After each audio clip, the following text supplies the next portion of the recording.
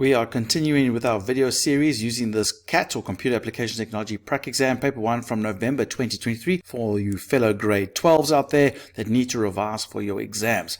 Just a reminder that there are links in the video description that'll take you to the data files as well as to the other videos in this section that cover the other questions.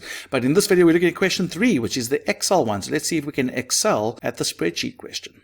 So here we are at the question 3, which is the spreadsheet question. There they tell us about things to take note of, and we are using the 3-car sales spreadsheet, which I have open over here already. So let's see what they want us to do. So we want to work in the total worksheet. Now there's a little tip. Make sure that you are in the correct worksheet. Sometimes you'll open up a spreadsheet and you might be working in the wrong sheet. If that happens, you might be doing stuff to the wrong place. So rather make sure that you're on the right place. So here we can see there's only one sheet, so there's the total. So we are in the right place. And we want to edit the row 1 as follows. We want to merge and center A1 to J1. So let's go A1 to J1. So I've selected A1 to J1 and we want to merge and center it. There are our merge and center options.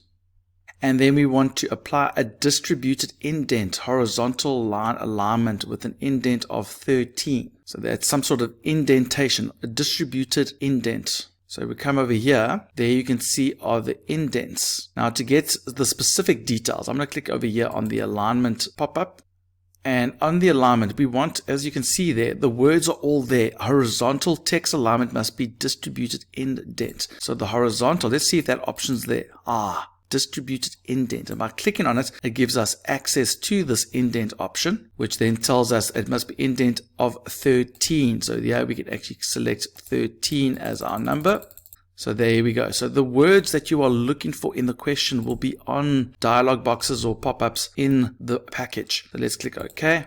So that's how we get our 3 marks. Let's go to the next question. The total number of cars sold by each salesperson for the period is stored in row 7. So let's go row 7. So there we go. That's how many they've sold by each person. So insert a function in E3 to determine the second lowest total number of cars sold. So let's go to E3. There's 3, there's E3, and we want to put the second lowest. Now, to find the lowest, we use min, but to find the second lowest, we use which function? Yes, you guessed it correct, the small function. So we can select small of all of these numbers, and we want the second smallest. So I'm going to say comma 2. So we select the second smallest value. So you can see there the second smallest of those is the 26, and there you can see 26 has been found. Then insert a function in E4 to determine the number of months in which the total monthly sales cars were fewer than 15. So over here we can see these are the different months. You can see that. And we want to find out how many of them where it was lower than 15 for the total monthly cars sold. So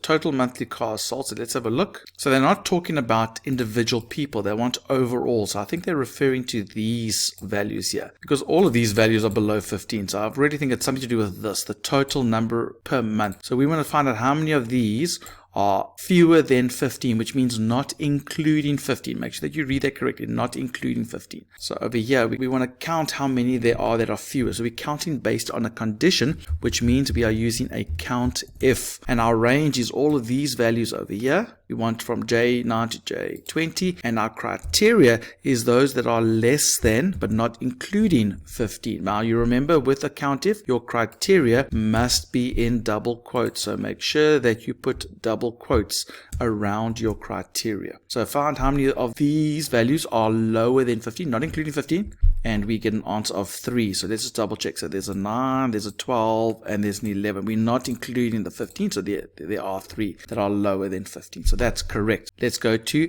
3.4. Add a spreadsheet feature to C9 to R20 to display the percentage values of 0 to 50 in a 2-color scale format. 2-color scale format. We're changing what it looks like, which is based on a condition. This is a conditional formatting. Change the color of the minimum value to blue. So we want to have a 2-color scale format to display the percentage values from 0 to 50. So let's go to C9 until R20. So we want all of these values over there, and we're going to come here to conditional formatting, and we want a 2-color scale. So if I come here, it's something to do with scale. So let's go more rules over here, and we can see a 2-color scale. That's what we want to display the percentage values of 0 to 50. So we want it based on a percentage and a percentage, and we want it from 0 to 50.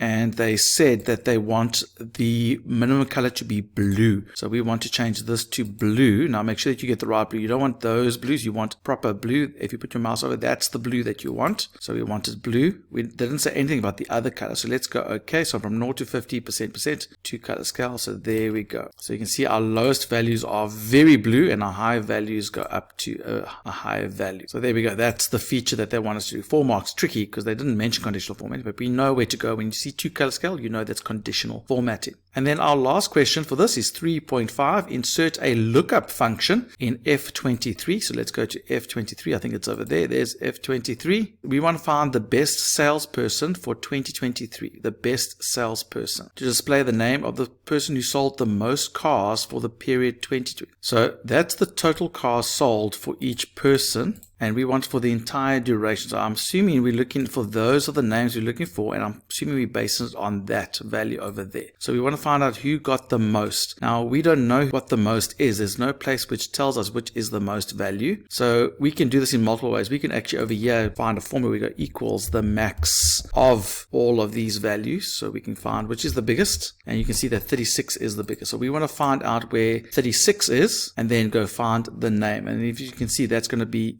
Susan over there. So how do we do this? Now, first of all, take note that we are going across. We are going across. We're not going up and down. We're going across. We're looking at the values across and then going down. So when you go across first, that means you're going horizontally first, which this is a H lookup. So we're going to use an H lookup. So go equals H lookup. Now, what are we looking for? We are looking for this value. We want to find this 36 in this table. Now, our table technically is these 2 rows here. Do you see that? So I'm going to put a comma, and we want to put in our table, which is going to be all these values, including that row. So we're looking for that 36 in row 1. So make sure that the first row is the values that we're looking up for. So we're looking up that 36 in the first row, and then we're going to shift to the second row for our answer. So we're going from C7 to R8. And we are looking for the second row's value, because there's only 2. There's row 1 and row 2. So once we find our 36, we're then going to move to the second row and find that name. So that's why we're going to put our row index, which is a number,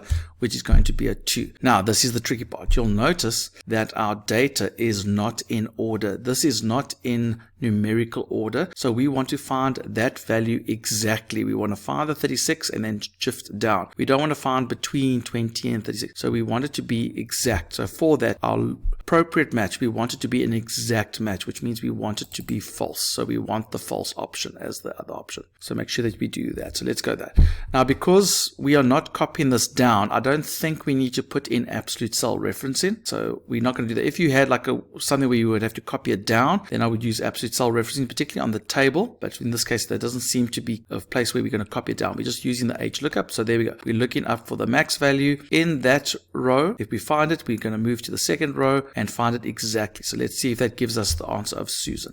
There we go. They gave us the name of Susan. Now, if you wanted to, you could have used your max C in your formula. So over here, you could actually put in that max option, the max value of these, to find the biggest value, and then do that. That'll give us the same result. But if you break it up into different columns and rows, then you can use that. And they actually give you building blocks over here that you can use as well, but that's more for individual rows. But I used a building block over there, and then we can refer to it and so on. So you can use individual blocks as long as your formulas in all the blocks are correct. So just a reminder, it's a horizontal lookup. So we're going across. The first block is what are we looking for? We're looking for the biggest of all those values, or you could have just referred to that cell. So the biggest of all the values. What's our table? Our table is this row up until that row. So those 2 rows. When we find our value, we move to the second row, and it's false because our data is not in order. When it's not in order, or when it's text particularly, we want to find an exact match. When we find the 36, we stop. If we had it true, then it would find,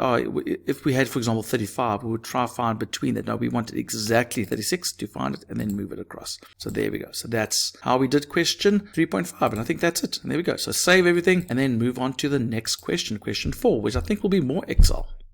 Click on that subscribe button so that you don't miss when we post another video that can help you with your cat. Also remember our computer terms channel where you can learn about your theory. On TikTok at Mr. Long Education, we're there as well. And remember, don't do it the long way, do it the Mr. Long way.